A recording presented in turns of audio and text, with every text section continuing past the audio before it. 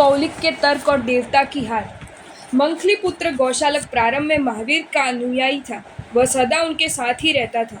उनके ज्ञान से वह प्रभावित भी था, पर बाद में वह उनसे अलग हो गया और उसने आजीवन मत की स्थापना की तथा अपने को सर्वज्ञ, ज्ञानी और आजीवक मत का तीर्थंकर घोषित किया। कालांतर में उसकी अनुयायी भी कुछ हो गए। उन्हीं अनुयायियों द्वारा वह पूजा जाने लगा। गौशालक के आजीवक मत का सिद्धांत था नियतिवाद अथवा होनहार। उसकी मान्यता थी कि पुरुषार्थ का कोई महत्व नहीं है, क्योंकि जो कुछ होना है वह हो गए। निर्यात को कोई टाल नहीं सकता। सब कुछ अपने आप हो रहा है, होता रहेगा। हमें तो निर्यात का ही भरोसा रखना चाहिए, क्योंकि पुरुषार्थ नियति को नहीं बदल सकता। भगवान महावीर भी नियति अथवा होनहार को महत्व देते थे, पर उनके सिद्धांत में निष्क्रियता को कोई स्थान नहीं था। वे त्याग, तप, सेवा के कर्म को पूरा महत्व देते थे। उनका कहना था कि पुरुषार्थ से मनुष्य कर्मों का बंध रोक सकता है, यानी आश्रव, और कर्मों के बंध को नष्ट भी करता चलता है, यानी निर्जरा। इतना ही नहीं, महापुरुषार्थ चारित्र पालन करके मनुष्य कर्मों का पूरी तरह क्षय करके मुक्त भी हो सकता है, और एक न एक दिन हर मनुष्य को मुक्त तो होना ही है। एक नगर था कंपिलपुर। नगर बड़ा था, सुंदर भी था, और उसमें अच्छे धर्मरुचि लोग रहते थे। इन्हीं सबके बीच कंपिलपुर में कुंडकौलिक नाम का एक व्यापारी रहता था। उसकी पत्नी थी पुष्पा। दोनों पति पत्नी, दोनों में अतिशय प्रीति थी। दोनों का जीवन बड़ा सुखमय था। दाम्पत्य सुख के साथ ही साथ कुंडकौलिक को सामाजिक मान सम्मान और प्रतिष्ठा भी प्राप्त थी। वह धनियों में अग्रणी था। उसके पास 3 भागों में विभक्त 18 करोड़ मोहरें थी, सोने की मोहरें। गायों के 6 गोकुल थे। प्रत्येक गोकुल में 10,000 गायें थी। कुंडकौलिक का धन दिनहीन गरीबों के काम में भी आता था, क्योंकि परोपकार उसके स्वभाव में था। एक बार भगवान महावीर कंपिलपुर में आए। संत श्रमण भी उनके साथ थे। वे नगर के बाहर शस्त्रा वन में ठहरे। इस विशाल उद्यान में 1000 से अधिक आमों के पेड़ थे, इसलिए इसे सहस्त्रा भवन कहा जाता था। पूरा बाग श्रोताओं की भीड़ से भर गया। कुंडकौलिक भी भगवान की देशना सुनने सहस्त्रा भवन गया। जिसके हृदय में वैराग्य हो, वह अवसर मिलते ही प्रकट हो जाते। कुंडकौलिक हृदय पहले में ही वैराग्य पूरित था। उसने भगवान महावीर की वाणी सुनी तो प्रतिबुद्ध हो गया, और उसने आगार धर्म के 12 व्रत धारण कर लिए। पति की प्रेरणा से उसकी पत्नी पुष्पा ने भी श्रावक व्रत धारण कर लिए। कुंडकौलिक स्वाध्याय और व्रत पालन में तो अग्रणी था ही, अपने धर्म के स्वरूप को समझाने और मिथ्यात्व का खंडन करने में भी अद्वितीय था। अपनी तर्क शैली और सीधे साधे दृष्टांतों से वह निर्ग्रंथ धर्म की सत्यता स्पष्ट कर देता था।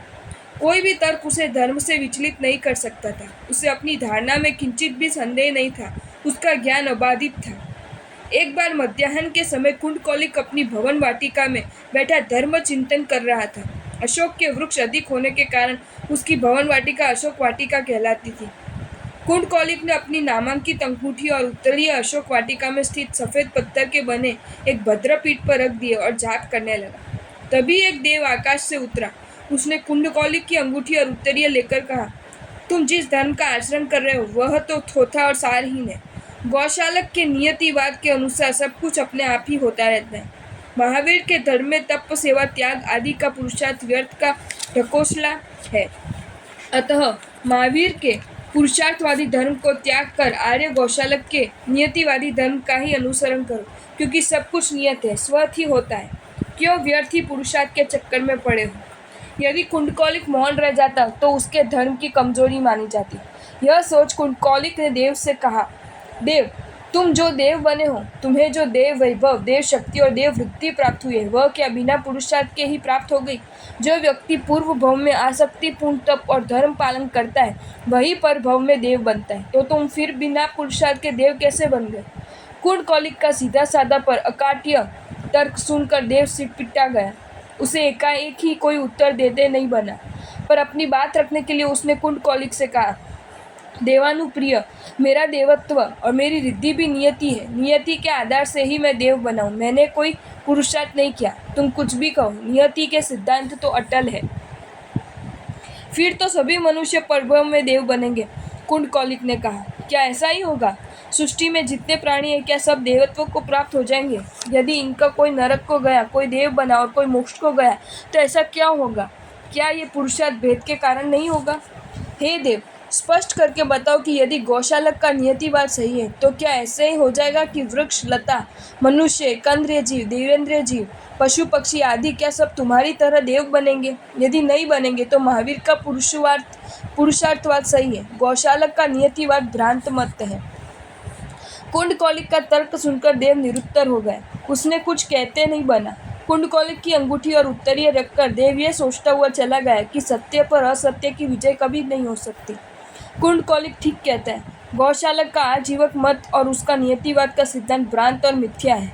देव को निरुत्तर कर कुंडकौलिक ने सात्विक संतोष का अनुभव किया। शेष दिन उसने धर्म चिंतन के साथ ही बिताया। रात भी बीत गई। प्रातः कुंडकौलिक ने सुना कि भगवान महावीर वर्षों बाद पुनः कंपिलपुर में आए हैं। सुनते ही उसका धर्मोत्साह जाग उठा और वो भगवान के दर्शन करने सहस्ता भ्रमण पहुंचा। भगवान की वंदना करके वह एक और बैठ गया। भगवान ने उससे कहा, कुंडकौलिक, कल दोपहर कोई देव तुम्हारे पास आया था। उसने गौशालक के नियतिवाद का समर्थन करते हुए सत्य का खंडन करना चाहा था। क्या यह सच है? हाँ भंते, सच है। कुंडकौलिक ने कहा, आपका कथन यथार्थ है। तुमने अपने तर्कों से देव को निरुत्तर भी किया था, ये भी सच है। भगवान महावीर ने कहा, देव मन ही मन तुम्हारी बात मानकर गया था। आपने ठीक जाना है, ठीक ही कहा है। कुंडकौलिक ने कहा, कल जो कुछ हुआ वही सब आपने अपनी सर्वज्ञता से जाना है। इसके बाद भगवान महावीर ने समस्त श्रमणों और श्रमणियों से कहा, भव्य जीवो, धर्म का कालन, धर्म में निष्ठा और विश्वास ये सब तो ठीक है, पर धर्म का विवेचन करना भी साधक को आना चाहिए। ऐसा साधक ही अपने सबल अटकाटे तर्कों से मिथ्यात्वी को मुंह बंद कर सकता है और जिज्ञासु को अपने धर्म का स्वरूप समझा सकता है। श्रमण, कुंडकौलिक ऐसा विवेकवान और धर्म विवेचक श्रावक है जिसने कल एक देव को निरुत्तर करके सत्य को उजागर किया था। अतः तुम सबको भी चाहिए कि मिथ्यावादियों को दो टूक उत्तर देकर उन्हें निरुत्तर करो। मौन रहने से सत्य की दुर्बलता मानी जाती है। धन्यता श्रावक कुंडकौलिक, जिसके विवेक और तर्क शक्ति की प्रशंसा भगवान महावीर ने अपने श्रीमुख से की थी।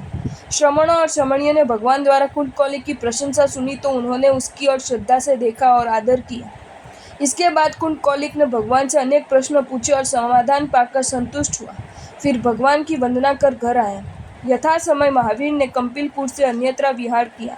कुंडकौलिक की धर्म रुचि इतनी अधिक जागृत हुई कि घर का भार ज्येष्ठ पुत्र को सौंपकर पौषधशाला में पूर्ण रूप से धर्म का पालन करने लगा। उसने श्रावक की 11 प्रतिमाएं धारण की, सब विधि धर्म का पालन किया। इस प्रकार शेष 14 वर्ष बिताकर अंत में संलेखन संथारा द्वारा समाधि मरण प्राप्त कर वह सौधर्म लोक में देव भोग को प्राप्त हुआ। अगर आपको ये वीडियो अच्छा लगा हो तो इस वीडियो को लाइक करें और मेरी channel Jain facts and stories को सब्सक्राइब करें। धन्यवाद।